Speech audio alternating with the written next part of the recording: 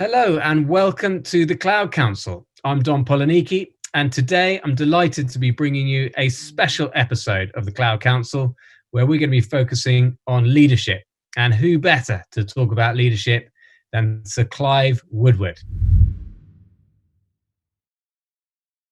You, I know, talk a lot about learning from every setback. And one of my favorite quotes of yours is, I never lose. I either win or I learn. And a lot of us right now are facing this unprecedented disruption. You talked about it, uncertainty, volatility. How have you learned from those setbacks, and how do you enact major change in a team or a business based on those setbacks? I think that quote was actually Nelson Mandela, Don, but I put my name against it a few times, so I'm going to take full credit for it, because Nelson Mandela, one of the all-time, legendary characters and heroes of the modern world. But he definitely did say that, and I think I changed the odd word on it. But it's true. I think because also my background, I went to Loughborough University, did a degree in sports science. I'm a trained teacher. My whole background is in education and teaching. Moving into coaching and coaching the rugby team is teaching. All the best coaches, I believe, are well qualified teachers as well. We know how to do it. So I think learning is everything, and I have this term called relentless learning. And again, if you go back to what I said before about individual, about being teachable, about being a learner, do you really want to get engaged with the subject? And quite simply, what I do on this kind of to keep this sort of going all the time, I have a process that I haven't a clue where I got this from, but it kind of works for me, and I'll share it with everyone. In terms of understanding the importance of learning, I use a process called 3D learning. So what is 3D learning? And I've just kind of modified this. And fundamentally, this is how I coach the rugby team, all based on 3D learning. So basically, you choose your topic. So let's use coronavirus, or from coronavirus to defending for line out in a scrum. Doesn't matter what the topic is. That's our topic. You apply 3D learning. The first D is what we call discover. So the first thing is, once you've got your topic matter, discover. We're going to try and find as much information and knowledge about this topic as we can. In other words, discover. I want to get everything out of everyone's heads, everyone's files, everyone's books, computers. I want to kind of get it into one big place. We're going to absolutely get knowledge from everywhere. So this is discover, and this can be a huge amount of stuff and knowledge. You've got to have all this, which is really important. And you never stop discovering. The moment you stop discovering, you've become a rock, in my language, and not a sponge. So you're always discovering. So that's the first D in the 3D learning. The second D, which is the key point, is what we call distill. So once you've got all this information and knowledge, you've got to really study it and try and distill it down into what I call key points. So I have all this stuff and knowledge. What are the absolute key points we've got to get right? And I think when you look back at coronavirus now, all this knowledge, there's probably about half a dozen things from tracking to shutting down quickly. Got those 6 things right, all this knowledge and all this scientific stuff, brilliant. But these are the real learnings we had to learn. So you've got this discover, you distill them down into, and I don't want to go more than 6.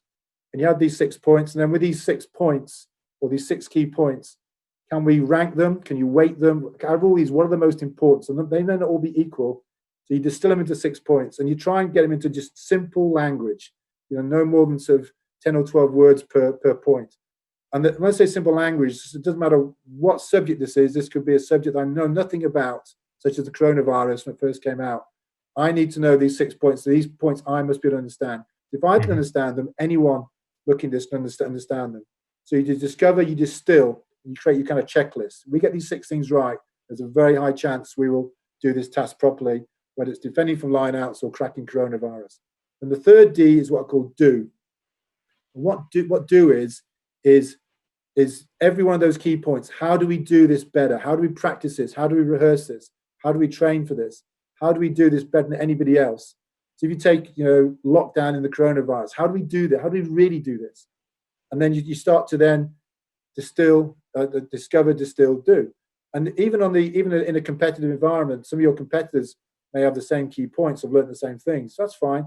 We have to learn how to do them better than anybody else. The drop goal routine, you mentioned Johnny Woodson. How do we do this? How do we practice this?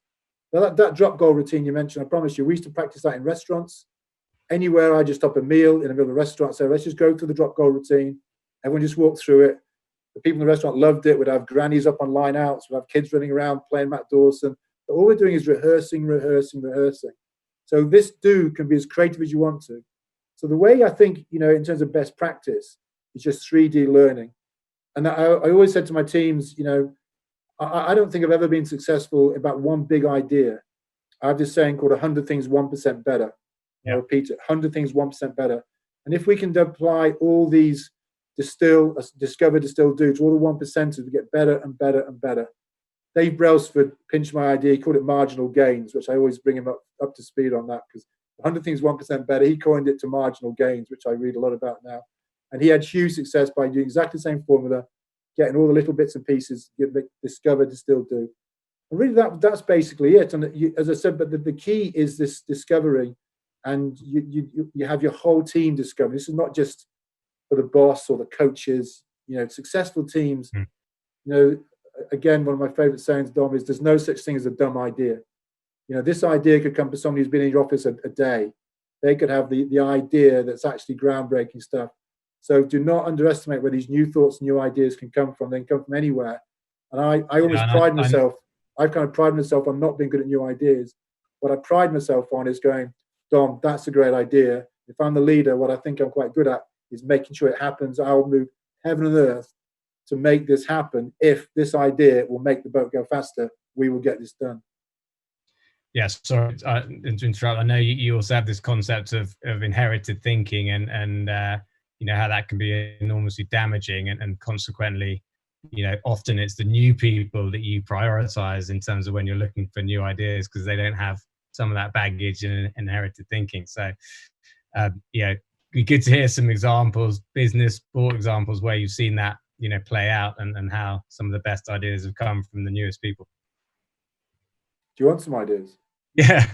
There's loads of ideas. But a lot of the ideas, the most important thing is some of the new people, they really do feel almost intimidated not to come up with the new ideas. Mm-hmm. And you've got to get them right in from the start into a kind of a culture where it's you're not going to be able to ridicule if you say something daft or stupid. You've got to really put these forwards all the time.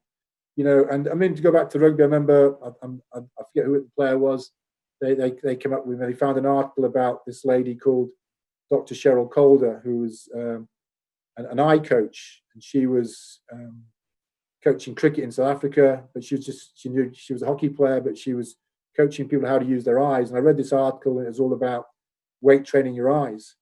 And I've just gone, woo, and because that was the idea. I'd never heard of her. I get literally within days, she's in my office in Twickenham.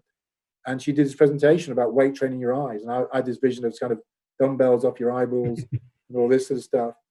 And I haven't a clue whether there's any science behind it, but I employed her straight away, because all I wanted the rest of the world to think the England rugby team are weight training their eyes, because Eddie Jones and John Mitchell, all my competitors, won't have a clue what I'm doing, but nor did I in many ways. So Cheryl came in and she was awesome. She was there for 5 years. She made a massive difference to what we actually did. You mentioned Matt Dawes making that break. I would say that's down to her, the way she trained their peripheral vision and all this sort of stuff. But the ideas can come from anywhere, and just somebody giving you a bit of paper, an idea or thought. And that's what leadership's about. As I said, I kind of pride myself on not being good at new ideas. I love the saying, if this will make the boat go faster, we are going to do it. Heaven on earth, we've got to do it. We're not going to look back in months to come and go, if only we'd done that, if only we'd done that. So you've got to try stuff. If it makes sense, do it.